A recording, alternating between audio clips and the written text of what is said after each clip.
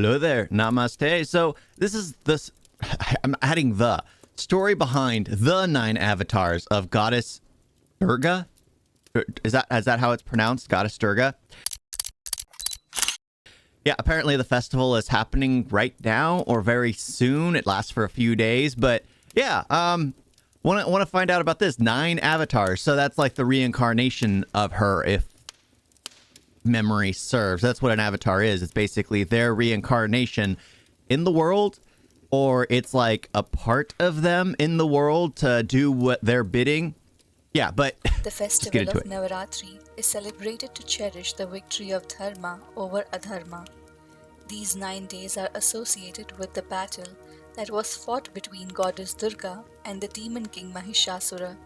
Durga. Throughout these 9 days, the 9 avatars of the goddess, known as Navadurga, is worshipped, each day dedicated to one incarnation. Let us find out the story behind each avatar. So it does last a while. So it's based on each day is for an avatar, and there are 9 avatars, so it lasts for 9 days.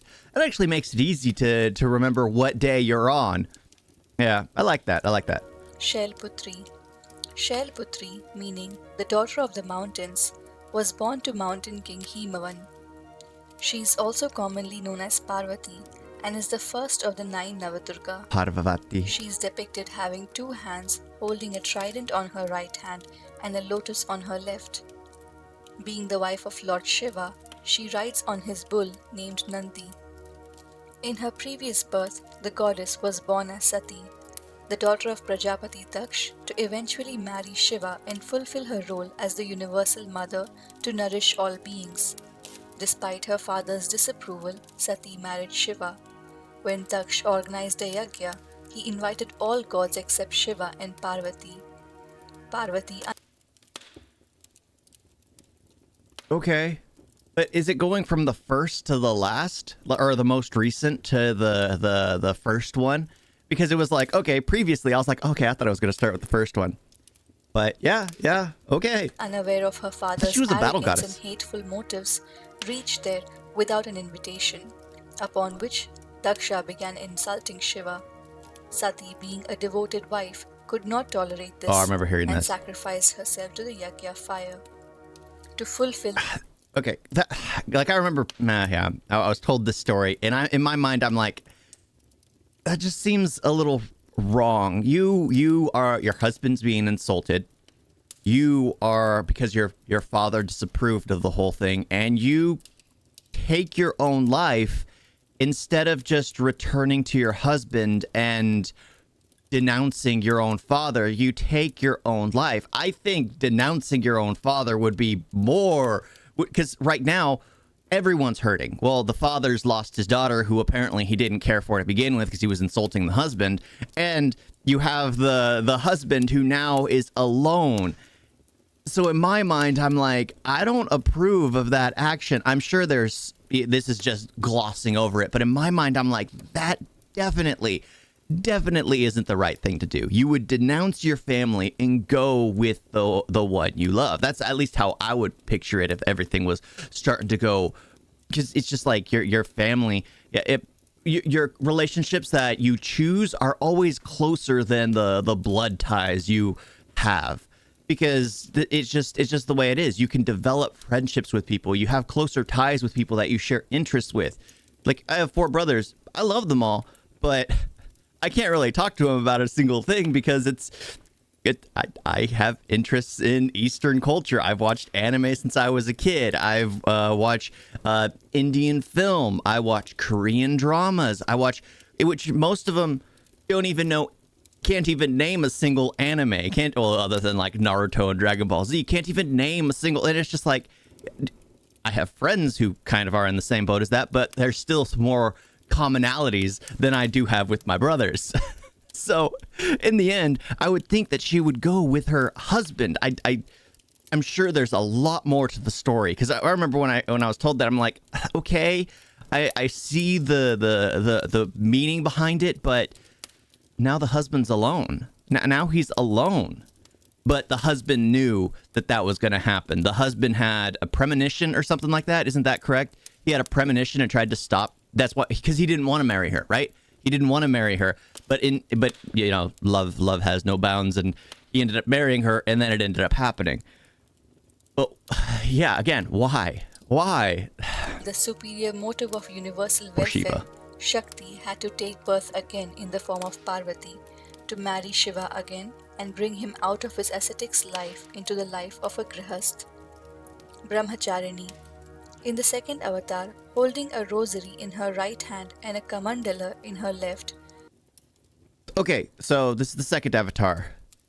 They explained that Padmavati was, right? The one that's holding the tulip and is writing Nadi. That's Shiva's wife. And then the previous life was the one where she took her own life because they were insulting Shiva. Her father was insulting Shiva. And now they're going to the second incarnation, but wouldn't the second incarnation be the one that married Shiva? Or is that one... I really, they should have just given me a timeline, like one of those grids being like here. That would have been so much easier, because right now my brain's trying to map it all out. Brahmacharini signifies tapasya or penance. After the death of Sati, Shiva abstained himself from all material desires and went into a state of meditation that lasted for millions of years. When Parvati that answers grew up, that. Sage Narada told her that the only way for her to attain Shiva was to perform severe penance that would exceed her husband's. Determined to marry Shiva in this birth as well, she began her tapasya, giving up on food, water and air. Her penance lasted for thousands of years.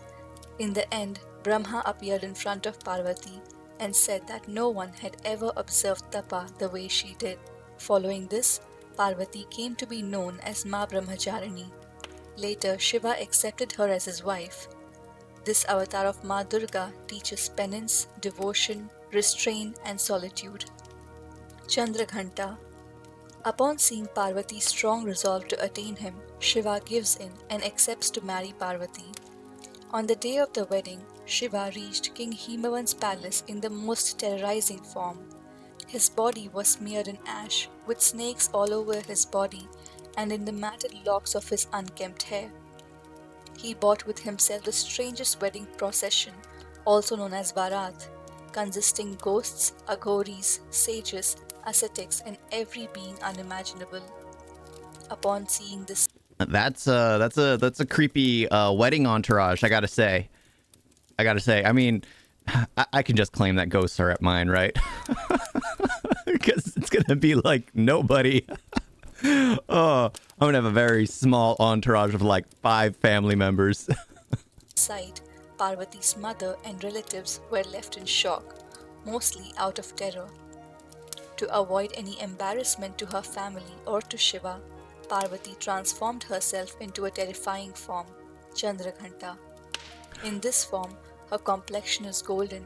She came riding a lion and possessed 10 arms. 9 of her arms carried weapons, while the 10th hand raised to bless her devotees. So is this the one that is basically all the statues and most of the likenesses are based off, because it's always the multi-armed facet of her? Or yeah, I always wish I had 2 more arms, but where would I put them? But yeah, I mean, that's one thing you always notice is like the multitude of arms. So is this the one where she wanted to not make the family as scared or judgmental? Or but then again, you can never stop people from being judgmental. Even, no matter what, people will always have biases, always be judgmental. It's just the way it is. People find joy in gossip. Yeah, there's a reason why I normally stay off social media, because I try to not be influenced by perspectives, by other people thinking things, people I might enjoy the opinion of or respect in some way. They can influence your own personal thoughts. But yeah, there's no changing the bias. She just turned herself into that, and honestly, I'm okay with that.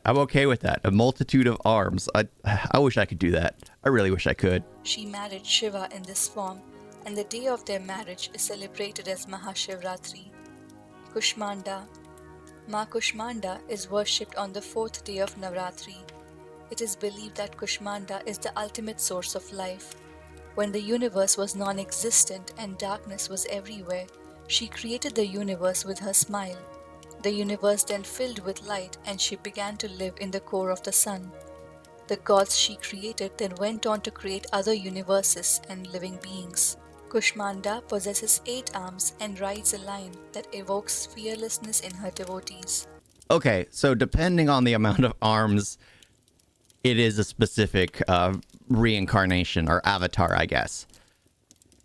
I'm not gonna lie, it's getting more and more confusing because it's the 4th. This is the 4th avatar, and okay, so I'm guessing the avatars are all at different periods of time. The number doesn't actually dictate to the time that they were there. I'm just assuming because this it's talking about the 4th avatar, the one who basically created the or part of the universe, and I'm just like all confused because I'm like, but the other avatars were in the universe that apparently was created by the 4th one. Again, there's so many. It's probably the most literature on any topic is in the in Hinduism. So it's like, yeah, there's no way anyone would ever be able to get through it all. No matter if you study it your entire life, there's just too many volumes, too many texts. It because I'm getting confused just seeing this, and of course you need to actually read and you need to actually know. And here I'm just getting a brush overview, and it's just confusing my brain. I definitely needed like some kind of lineage thing and timeline thing, but there are no timelines. It's less just like, this is the story, this is what happened, deal with it. She bestows all pleasures, and her worship brings prosperity, power, and salvation. Skandamata. The 5th avatar, Skandamata, literally means the mother of Skanda. Skanda is another name of Lord Kartikeya, often known as Murugan in the south. She rides a lion and has 4 arms. 2 of her arms carry lotus. One is raised in blessing, while the 4th holds her son Kartikeya. When Shiva became detached from the worldly affairs upon the death of Sati, demon Tarakasur had wreaked havoc on the gods. The demon had a boon that only the son of Shiva could kill him. Fearing that Shiva may never have a child, the gods rushed to Vishnu for help. Vishnu assured that Parvati is destined to be the wife of Shiva. Upon the severe penance of Parvati, when Shiva agrees to marry her, they combine their energies to produce a fiery seed. Agni, the god of fire, was given the responsibility to carry the seed to Lake Saravana, but Agni could not bear the heat of the seed. Durga, taking the form of water, carries the seed to the lake in the Saravana forest. Later, the 6-faced Kartikeya takes birth and grows up to be the commander-in-chief of the army of gods, killing Tarakasur in the battle. Katyayani. Being one of the most worshipped forms of Durga, Ma Katyayani is worshipped on the 6th day of Navratri. This is the form that is often referred to as Ma Durga. She took birth as the daughter of the sage Katyayan and hence came to be known as Katyayani. When the demon Mahishasur was creating trouble for the gods, the Trinity, Brahma, Vishnu and Shiva, along with other gods, combined their powers and weapons and summoned Katyayani. To know more about the various weapons of Durga and how she got them, watch the video linked above. Thus, the armed Katyayani proceeded towards Vindhya mountains where Mahishasura lived and killed him. She is also known as Mahishasuramardini, the one She's who riding killed a lion again. Mahishasura. Kaalratri. Kal refers to death and Ratri means night. Hence, Ma Kaalratri is the one who brings an end or death to anything that is associated with evil or darkness. She is more commonly referred to as Kali and is worshipped on the 7th day. Kaalratri is the most terrorizing form of Durga. The most common form. Yeah, very, very, very terrorizing. The necklace of beheaded, the belt of arms. It is very, very, very battle ready. Very, very barbarian-esque type. Oh, I mean, I don't know. Every single one serves a purpose, I guess. Like they mentioned each thing, the start of the universe. Each one has a purpose in the story to go along with what's happening. And what is it? Like some of them haven't taken place yet. Like that's the thing. Things have been foretold. I guess that would be the term. And some things haven't taken place yet. Form shows Kali as black, naked, with angry red sunken eyes, wearing skulls around her neck as jewelry and Those are not limbs around her skulls. waist. To know in full detail about Kali, watch the video linked in the comments below. Raktabeej was a demon or asura who had been given a boon by Lord Brahma that every time a drop of his blood fell on the ground, a new version of his own would be created. Having received this boon, he made the life of people and gods miserable. Hence, the gods reached out to goddess Durga or Shakti for help. Armed with all the weapons, the goddess charged at the demon. But as soon as she wounded him with her sword and his blood fell on earth, the demon multiplied. With more attempts at killing Raktabeej, the demon kept on multiplying. Huge armies of Raktabeej were formed by the drops of blood which fell on earth. Enraged by this, the Devi took the infuriating form of Kali. She went on to slay each demon with a sword in her hand and collected their blood in her bowl and drank it immediately. Ugh. Soon she finished the whole army of Raktabeej and only the real Raktabeej was left. Then she slayed him down and drank his blood till he fell down lifeless. It is said that just So he couldn't create. I get it. So he couldn't create more spawns based off his blood because she had been feasting on it. I mean, who's the real villain in the story at this point? Oh, yeah, cannibalism is never a good thing. Well, I guess it wouldn't be cannibalism because they're two different. The one's, I guess, a demon, and the other one is just a goddess and is feasting on the demon, which I guess is I don't know. I don't want to start wrapping my head around it. It just ugh. a century ago, Sri Ramakrishna Paramhans was blessed to see the real form of Kali. To watch the full story, click on the video linked above. Got so many. Click on the Mahagauri. video link. Worshipped on the 8th day, the story of Mahagauri has many versions. Maha means great and Gauri means white or fair. In the first version, upon killing Raktabeej, Parvati was left with a skin as dark as night that lasted a long time. Parvati went through penance to attain her old form of feminine beauty and was advised by Brahma to take bath in the Mansarovar river in the Himalayas. When she did so, she shed her dark They showed the river real quick. But yeah, I'm so confused because it's talking about she was dark, then she became white, but they've already mentioned Padmavati's story on how she remarried Shiva after she had taken her own life in her previous life, yet she's had all these other avatars in between and during. Oh my gosh, my brain isn't able to to take in this information. Oh my gosh. I'm used to like the old compass where it's like this is the time period of this. This is what happened. And this is what the turnout was. And I'm like, okay, that makes sense. The cause and effect, beginning, middle, end, history. Here it's like, I am so confused. skin, and this skin took up a female form named Kaushiki that went on to kill the demons Shumbha and Nishumbha. Parvati regained her beauty, this time with a complexion so fair that led to everyone referring to her as Mahagauri. In the second version, as a result of Parvati's severe penance for over thousands of years that led to Shiva marrying her, her body was covered with dirt, mud, insects, and she was down to being a skeleton with no flesh. Pleased by her devotion, Shiva bathes her in the holiest Ganga that flew from the locks of his matted hair that nourished her body. She emerged as Mahagauri, as white as the jasmine flower. To know the story of how my Ganga gosh. flew from Shiva's hair, watch the video linked above. Siddhidatri. Siddhidatri, worshipped on the last day, is the Adi Shakti avatar of Durga. She existed as pure energy and had no physical form. Lord Rudra, an avatar of Shiva, worshipped her for creating the universe, and she appeared from the left half of Shiva.